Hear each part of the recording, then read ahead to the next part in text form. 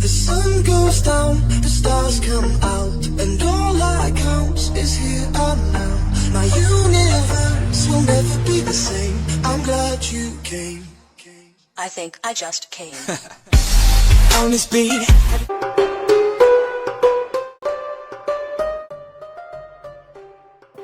E aí pessoal, ligado na história? Bem-vindos a mais um vídeo nesse humilde canal. A aula de hoje é a aula de número 5, Egito Antigo, gente. Então vamos lá, galerinha, vamos nos localizar, né, no tempo, na cronologia do nosso estudo de história.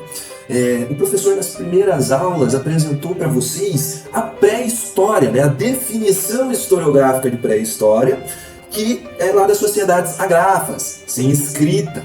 Né? Nós vimos lá o Paleolítico, o Neolítico e a Idade dos Metais, até agora a gente chegar na Antiguidade, né? A Idade Antiga do quadripartite francês, onde nós já temos as primeiras sociedades extremamente complexas, com grandes cidades, impérios, escritas, culturas, realizações arquitetônicas. E, né, a nossa Antiguidade ela é dividida na Antiguidade Ocidental e na Oriental. Bom, a Antiguidade Oriental, né, ela vai ser composta principalmente pelo Egito Antigo, pela Mesopotâmia, que o professor já explicou no antigo vídeo, pelos persas, pelo povo hebreu, tá, e pelos fenícios. E hoje, né, obviamente, nós vamos falar do povo egípcio. Então vamos entender agora onde que está localizado o Antigo Egito, né? O Antigo Egito, ele vai estar localizado, pessoal, na Antiguidade, né, na Idade Antiga, do lado oriental, no continente africano, no meio do deserto do Saara, tá? E numa região, como o professor explicou lá no vídeo da Mesopotâmia, né, que é o crescente fértil, onde as primeiras civilizações complexas, né, elas puderam se assentar devido aos diversos rios dessas sociedades, né? O rio Nilo, o rio Tigre e Eufrates, lá na Mesopotâmia, na região da Mesopotâmia, porque Mesopotâmia não é uma cidade, não é um reino, é um território, né, que é banhado pelo Tigre e Eufrates, o rio Jordão, onde vai se desenvolver a sociedade hebraica, o rio Hindu, o rio Amarelo, e, enfim, essas sociedades, por se desenvolverem à margem desses rios e dependerem desses rios, dos seus processos de cheias e baixas, elas vão ser consideradas, vão ser chamadas de sociedades hidráulicas. Então vamos ver, pessoal, o crescente fértil, né, vai dar origem, ó, como a gente pode ver, todos os rios que o professor explicou, tá? E ali a gente vê bem destacada a Mesopotâmia e o Egito Antigo. Então a gente pode ver que tem uma proximidade muito grande, tá, entre esses dois territórios, e bem no meio a gente vai ter todo esse espaço que vai ser narrado na Bíblia, o Rio Jordão, o Mar Morto, onde Jesus teria caminhado, tá tudo muito próximo. Tá? Essa região do crescente fértil ela é composta pelo Oriente Médio, pelo norte da África e por parte do Sudeste Asiático. Olha só, e mais uma vez, os rios, né? A gente pode ver, se a gente forçar um pouquinho, que essa região toda ela tem um formato de meia-lua, daí o nome crescente. Né? Outra coisa importante, pessoal, os egípcios eles eram negros, tá? É uma sociedade africana. Eles não eram brancos, como é retratado nos filmes. Aquele filme lá, Deuses do Egito, pelo amor de Deus, cara. Todo egípcio loiro do olho branco? Que isso, que mentira. É um povo que sempre foi reconhecido pelas suas realizações arquitetônicas. E a gente não pode esquecer que é um povo do continente africano. Negro. Por que é negado, né, por Hollywood essa cultura, essa representatividade? Tá? Uma das maiores sociedades em termos arquitetônicos da antiguidade. E eles são sempre representados como pessoas brancas. Né? Olha que indignação. Assim como também, pessoal, a gente precisa ser sincero e saber que Jesus Cristo não era branco. Ah, o senhor vai no quadro lá da minha avó, Jesus é branco, loiro e tem olho azul. Pois bem, essa é uma representação eurocêntrica de Jesus Cristo, a partir do olhar do europeu. Mas eles são um povo africano e um povo majoritariamente negro. Tá? Deixamos isso claro. Bom, outra característica importante é a figura do faraó. Né, que vai ser um representante, um governante do Estado, um líder político e também um líder religioso, pois no Antigo Egito, assim como a maioria das sociedades da Antiguidade, é uma teocracia, né? Deus, cracia, poder baseado, né, na religião. Mais uma vez aí uma representação de uma sociedade hidráulica, né, que se desenvolve e depende do Rio Nilo. Tanto é que uma das frases mais atribuídas ao Antigo Egito pela historiografia, né, e pelo pai da história, da ciência histórica, o Heródoto, que criou o termo história no grego antigo, ele tinha uma frase que era o seguinte: o Egito é uma dádiva do Nilo, ou seja, sem a existência do rio Nilo não existiria o Egito. E qual que era o modo de trabalho, qual que era o modo de produção do Antigo Egito? E vai ser, né, a servidão coletiva, a corvéia real, corvéia oriental ou escravismo oriental, modo de produção asiático, né? Todos esses são nomes que encaixam. E aí é que a gente tem trabalhadores livres, né, e que eles trabalham, digamos assim, muito parecido com o feudalismo, mas tem suas características próprias, ele tem as suas peculiaridades, né? O rei, o proprietário, ele é dono de todas as terras, e os trabalhadores livres o cultivam e pagam a corvéia, que seria, né, você trabalhar para o Estado nas suas obras públicas, ou seja, nas construções das pirâmides, por exemplo. Com exceção dos fenícios, demais povos apresentam esse mesmo estilo de modo de produção. Não só modo de produção, mas sociedade, ou seja, da sociedade estratificada, com diversas classes sociais, onde os sacerdotes, os membros do clero, ocupam, junto do governante, as maiores classes, relações políticas, religiões politeístas e afins.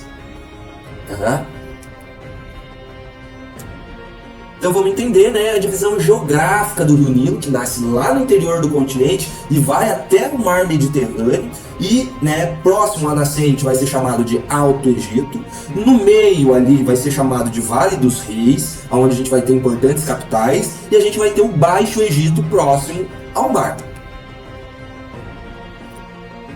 Outra coisa, como o professor tinha comentado, os rios, eles, ao longo do ano, eles têm cheias e baixas, né? Quando o nível da água aumenta e diminui. Quando o nível da água aumenta, ele hidrata aquela terra, ele traz diversos minerais lá das montanhas africanas, lá do centro da África, né? E traz tudo isso. E depois, quando ele abaixa, ele vai deixar essa terra que estava debaixo do rio extremamente fértil, e que vai permitir o cultivo de diversos cereais e de várias plantas que eles vão utilizar na sua subsistência. Então, sem esse processo de baixa e de cheia do Nilo, seria impossível para esses povos o cultivo de qualquer forma de subsistência.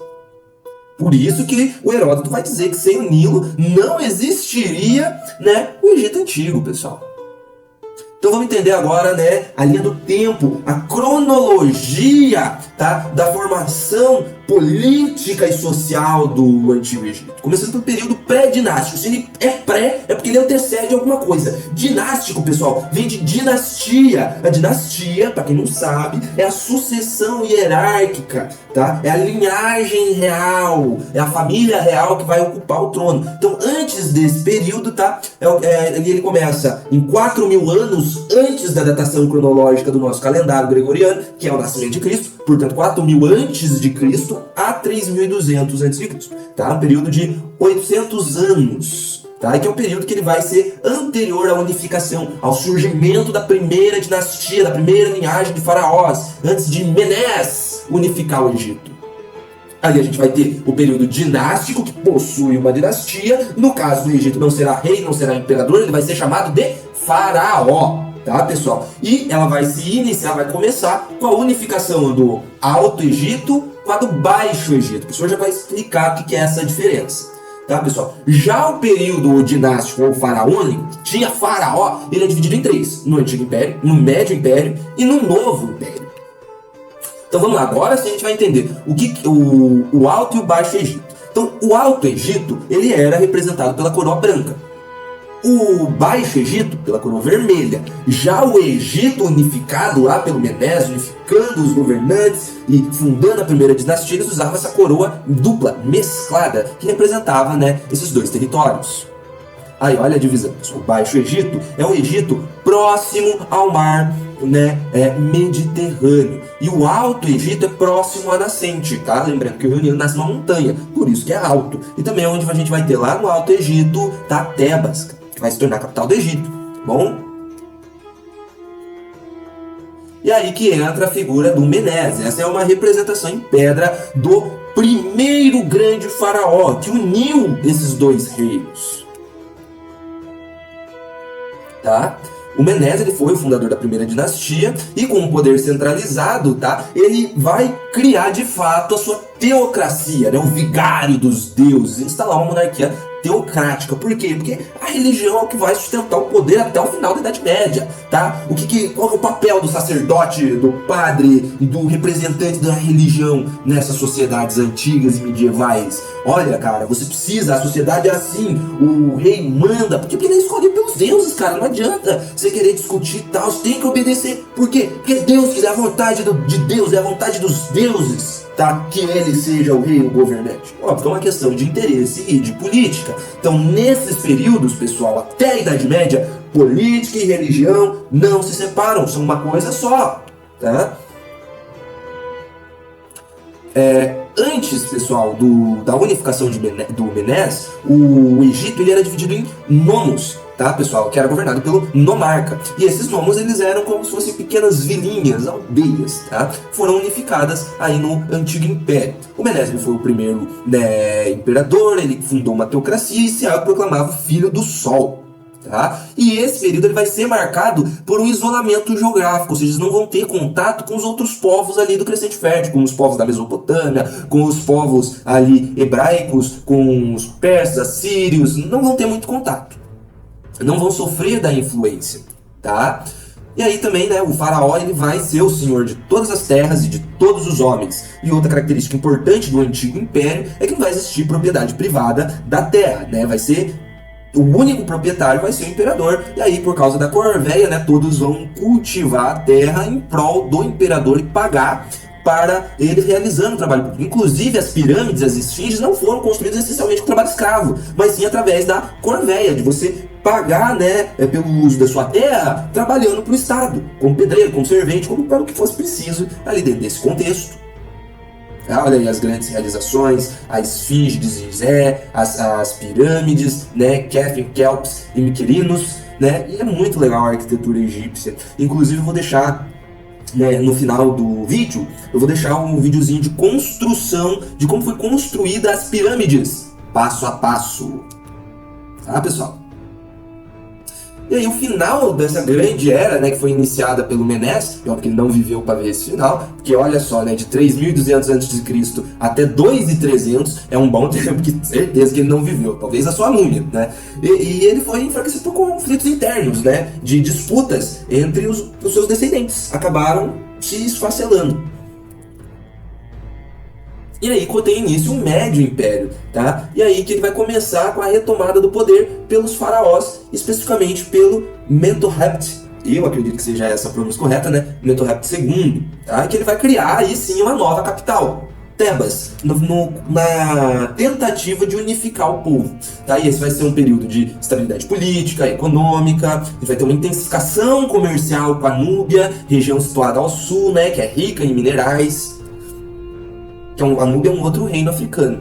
Só que houve um pequeno problema, né? Óbvio, né? Esse negócio tá indo bem, tem que dar problema. Além de disputas internas entre os descendentes, que é um negócio, né? Quando o pai, o avô morre, todo mundo briga pela herança. Nesse caso, era um reino inteiro. E além disso, a gente vai ter invasão de um povo chamado Hyksos, né? Que são bem guerreiros. Então ali tá, né, próximo entre a Mesopotâmia e o Vale do Rio Jordão, do Mar Morto, tá? Que eles são originários daquela questão. E eles vão invadir ali o norte do Egito, tá? E eles vão permanecer ali de 1788 a.C. até a sua expulsão em 1580 a.C., vamos pôr um período aí de quase 200 anos, tá? 192 anos de dominação egípcia. E é nesse período também, pessoal, que aí a gente vai ter uma grande imigração hebraica, quando o povo hebreu ele vai sair da planícies ali do Rio Jordão, do Mar Morto, para o Egito. E isso vai ficar ratificado no capítulo, nas passagens bíblicas, como cativeiro no Egito. Tá, pessoal? Né, onde o povo hebreu, apesar dessa imigração, ele vai ser escravizado no Antigo Egito. Tá lá a passagem de Moisés e tudo mais. Bom, aí a gente tem início um novo império, tá? Que ele vai começar com a expulsão do povo Hyksos, depois de 2 séculos de dominação, pelo faraó Amoíses I, tá?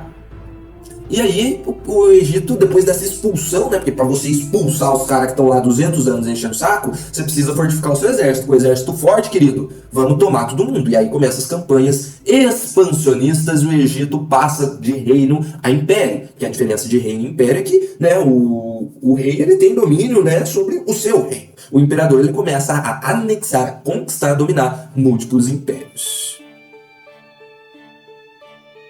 tá? E aí algumas conquistas, tá, dos egípcios. Tá, eles conquistaram o reino de Cush, na Núbia, eles conquistaram, né, mais ao sul a Fenícia, a Palestina, a Síria e dentre outros também, né, eles estenderam seus domínios até a Mesopotâmia, lá tinha egípcio enchendo o saco. E aí a gente tem os 3 grandes faraós, né? Tutmés III, Amonefes, depois vai mudar de nome, vai ser um fanático religioso, muito louco, vai até criar uma nova capital, mudar a religião, esse cara é louco, esse queixudinho aí. E a gente tem também o Ramsés II, também vai ficar muito famoso, mas de longe o mais polêmico de todos é esse do meio, tá? O Amonefes, que era bem feio, inclusive. Tá? E aí que a gente vai ter nesse período uma questão religiosa muito forte, tá? Os imperadores vão ser muito fanáticos religiosos, a gente vai ter a construção do templo de Karnak e Luxor.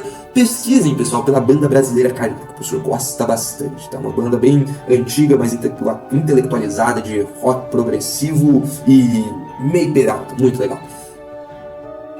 Dando seguimento agora sim, o Amenófis IV. Esse cara que causou no Antigo Egito, tá? Ele começou uma luta religiosa, tá? Ele fez uma reforma religiosa. Esse povo, desde 4 mil anos antes de Cristo, monoteísta, não acreditando em vários deuses, Deus da morte, Deus cabeça de jacaré, Deus com cabeça de não sei o que. Chega esse imperador e ele fala, não, agora nós somos monoteístas, tá? E o único Deus é o Deus Atom, representado pelo disco solar. Ele era tão louco nessa pira aí, que ele mudou seu nome para Akhenaton, tá? Para ser relacionado com um Deus único e total, tá? E óbvio que, mais uma vez, religião e política não se separam. Com esse objetivo, ele tinha, né, a vontade, como ele tecnicamente deu um golpe de estado, assassinou seu pai, tomou o poder, ele precisava ser um único governante total, então ele se embasa num Deus único para se colocar como um único governante e tirar, tá, o poder dos seus sacerdotes. Fala assim, esses sacerdotes aí, eles não sabem de nada, quem manda aqui mesmo sou eu, representante do Deus único, Deus Sol, Akhenaton, tá? Inclusive ele vai criar uma nova capital no meio do nada, e adivinha quem foi o sucessor do Akhenaton? Ele mesmo, Tutankhamon, tá? Que influenciado daí pelos sacerdotes, né? Fala assim, você tem que parar essa coisa aí do teu pai, tá? Ele foi meio lelé das ideias, não tá certo não. Ele vai reinstaurar o culto politeísta. Poli, né? Vários. Teísmo seria Deus, tá? Então, vários deuses. Então, o Egito, ele sempre foi politeísta, aí do nada, por causa do Akhenaton, virou monoteísta, depois desvirou, tá? Voltou politeísta. Loucura, é questão, né, política.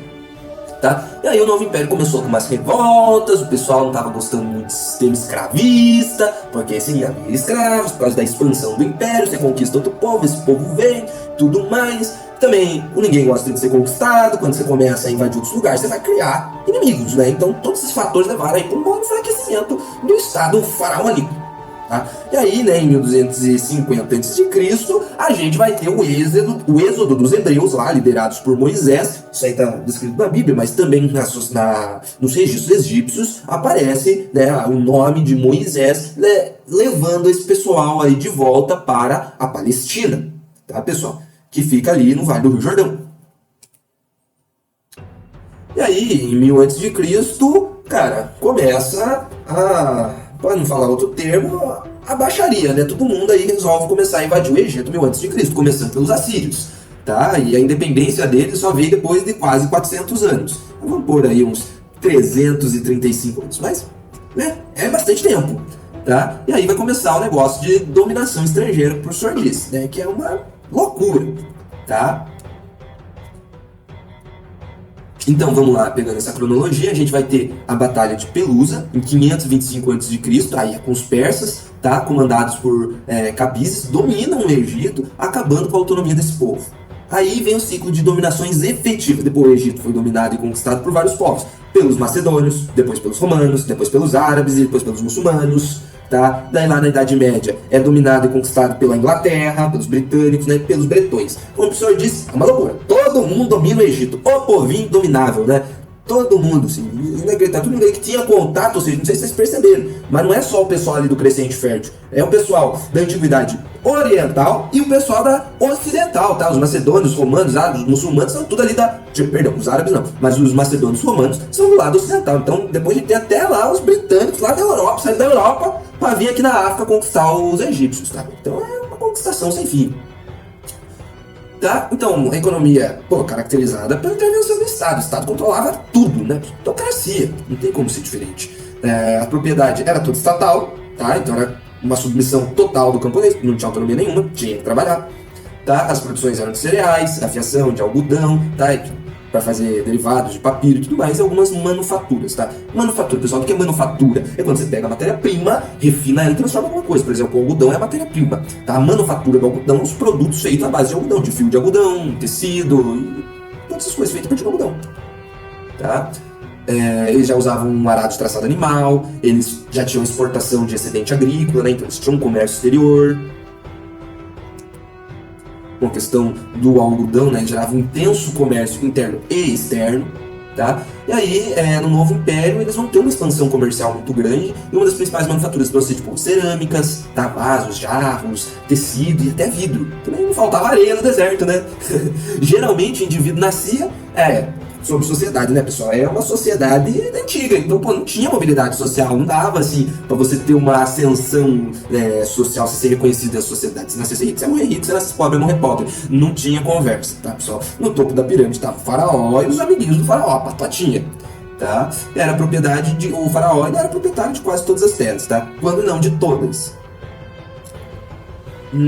Tá bom, tá? O que significa faraó? Quer dizer casa grande ou casa real. Tá? Então a gente tem aqui umas classes que ficam abaixo, né, do faraó, mas ainda assim controlam o Estado. Né? Vai ser o vizir, o escriba e os sacerdotes. Tá? Que são os políticos dessa sociedade. Olha que legal a representação. Mais uma prova de que esse povo não era branco, gente. Olha isso aí, é a arte deles. A arte tem mais de muito mais de uns 5.000 anos de história. Essa parede aí, tá vendo? Os caras não eram brancos. E aí Hollywood ainda vai fazer um filme sobre o Egito Antigo e retrata os caras como se fosse branco. Tá? O vizir, ele era tipo um encarregado, tá? Vamos dizer assim, ele supervisionava a polícia, a justiça e cobrava imposto. Tá? O escriba, eles faziam registros contábeis, eles também computavam o imposto, o volume da colheita, as áreas cultiváveis. Tá? Os sacerdotes, vai ser um grupo muito poderoso e rico, tá? Eles vão ser proprietários de terras e com grande influência no poder central, cara. Não é à toa que o Akhenaton, vamos mudar lá, ele vai acabar com os sacerdotes se fundamentando como a encarnação de um Deus único, monoteísta, Aton. Tá? Não é à toa, porque ele queria governar sozinho e acabar com a influência dos sacerdotes. Por isso que o Egito era politeísta, deixou de ser, quando esse cara aí assumiu, o Akhenaton assumiu, ele deixou, fez todo mundo parar de acreditar nos vários deuses para acreditar só no Deus. Depois, quando veio seu descendente, né, o Tutankhamon, acho que foi o Tutankhamon primeiro, tá? Que voltou tudo ao normal, tá? Voltou a ser politeísta. A gente tem os artesãos que faziam todo esse tipo de coisa aí, vidro, calçado, corda, esteira, tudo. Artesão faz tudo, né? A gente tem os comerciantes que vão vender principalmente trigo, linho, papiro, e isso no comércio externo, tá, pessoal? O interno vem tudo também, né? O que tiver ali pra vender, o comerciante vai vender, pô. Tá? Os militares, o que será que faz um militar, né? E os militares também tinham direito aos saques, né? Aos espólios da guerra, saquear e roubar os lugares que eles invadiam. Tá? A gente vai ter os camponeses, também vão ser chamados de felas, tá? Eu sei o que vocês pensaram, mas é questão. Camponês é camponês em todo tipo de sociedade. Cuida do campo e não tem direito nenhum. Piorou ainda quando se fala dos escravos, que da onde será que vem os escravos? Né? Os egípcios imperialistas invadiam, conquistavam e tomava o império de todo mundo.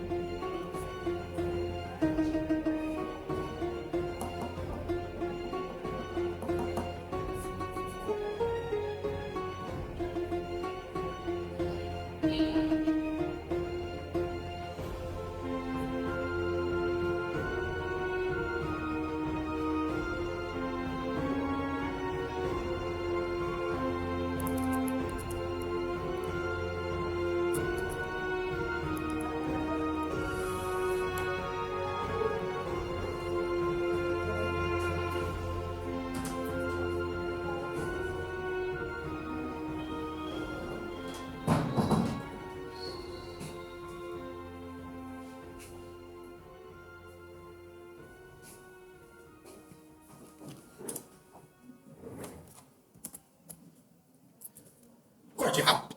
Bom, pessoal, agora vamos ver, né, a pirâmide social do Egito Antigo. Nossa, pirâmide, né?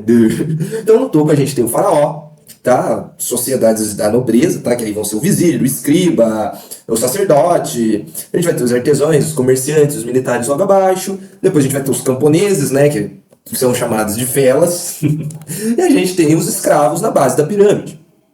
Tá? Agora, sobre a cultura e religião, eles acreditavam na vida após a morte. E que, inclusive, eles utilizariam o corpo físico no mundo espiritual. Então, por isso que eles embalsamavam e enrolavam para preservar o corpo. É daí que surge a múmia. Tá? E que, né, eles acreditavam que eles o utilizariam. Mas não eram todas as pessoas que eram mumificadas, não. Somente o imperador e a família do imperador. Inclusive, né, as pirâmides e tudo mais são grandes túmulos, né, dos imperadores.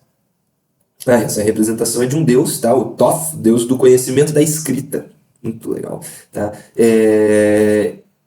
Sobre os deuses, né, eles eram todos antropomórficos. Né? Eles eram uma mistura de ser humano com cabeça de animal. Muito louco, muito louco, muito louco. Tinha vários, né? Tinha um deus cabeça de chacal, que é o Anubis. Você tinha outro que representava a noite. Você tinha... Nossa, muito deus, muito legal. Você vai ter uma pesquisa dos deuses egípcios, você vai ver. Tinha um cabeça de jacaré. Muito louco. E eles eram bem avançados até em questão medicinais, olha só, isso daí também é real, tá, pessoal? Essa foto aí não é um pedacinho de papel não, tá na parede, tá? Eles tinham técnicas medicinais, tá, para o tratamento, inclusive eles realizavam pequenas cirurgias, além de tratar fraturas. Uma questão muito legal, pessoal, um legado literário deles é o Livro dos Mortos. Tá? Muito louco, eles explicam toda essa questão religiosa da vida após a morte, tá? Todos, né, obviamente que eles estavam escritos em hieróglifos, que é a linguagem deles, né, que é feita com símbolos. Toda a linguagem escrita é feita com símbolos, mas digamos assim, são símbolos específicos deles, né? E essa representação, são baixo relevo, muito legal a hieróglifo. Tá? Depois ela foi se adaptando, tá? Foi sendo simplificada, depois virou de hieróglifo para hierática e depois demótica, mas é o que a gente conhece, né? O pessoalzinho lá de lado, de perfil, posezinha de egípcia, tudo mais. Tá? E a principal divindade era Ra, né? Que representava o Sol. Com a troca da capital para Tebas, Ra foi identificado como o deus tebano Amon. Tá? Lá do Amon-Ra. Né? E vai surgir, ele passa a ser o deus criador do universo. Ele tinha a cabeça de falcão. Você fala, que bicho que é isso? É um falcão. Tá? E aquela cobra ali em volta do sol, né, em volta da cabeça dele, assim, redonda vermelha, representa o sol. E aí, pessoal, umas referências aqui à cultura pop, tá, gente? Quem puder, tá, assista a série lá da Marvel, do Cavaleiro da Lua. Muito legal, tá? Tipo, ele explica muito bem, né, o protagonista é especialista em egiptologia, né? Meio que por hobby e tudo mais. Mas o Cavaleiro da Lua, pra quem não conhece o personagem, ele é um herói egípcio, tá? Ele recebe os seus poderes de um deus egípcio, o deus egípcio da lua, Khonshu, né? E ele interage com vários deuses egípcios e tudo mais, pra quem pensa que o Cavaleiro é novo, que a série saiu. Não. É um personagem bem antigo, você pode ver aí nessas HQs também, né? E pra quem gosta de quadrinhos, pô, olha a quantidade de HQs e de sagas que tem. Essas são as 4 melhorzinhas, mas tem muitas. É muito legal o Cavaleiro da Lua, gente. Personagem que eu virei fã, até porque ele explora muito bem e de uma forma muito palatável, né, essa cultura egípcia. Bem legal quanto a isso. Então, gente, por hoje é só e fiquem agora com um vídeo ilustrado de como as pirâmides foram construídas, tá? O vídeo mais verídico possível.